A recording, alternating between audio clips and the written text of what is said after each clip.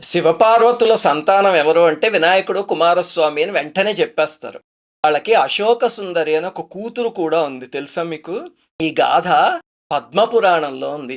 ఒకసారి పరమేశ్వరుడు పార్వతీదేవిని నందనవనానికి తీసుకువెళ్ళి అక్కడ ఇద్దరు కలిసి కల్పవృక్షం కింద కూర్చున్నారు. దేవి నీకేం కావాలంటే అది ఈ వృక్షం ఇస్తుంది కదా! ఏదైనా కోరిక కోరుకో అంటే అప్పుడు అమ్మవారు స్వామి కార్తికేయుడు, గణపతి పెద్దయ్యి వాళ్ళ వ్యవహారాల్లో వాళ్ళు మునిగిపోయారు. నాకు విపరీతమైన ఒంటరితనం ఏర్పడింది. నాకు కుమార్తె కావాలి అని అడిగిందిట. వెంటనే అశోక సుందరి అనే ఒక భువనమోహనమైన కూతురు జన్మించింది. ఆ తర్వాత అమ్మవారు ఆ పిల్లతో ముద్దు, ముచ్చట అన్నీ తీర్చుకున్నారు తల్లిలాగా.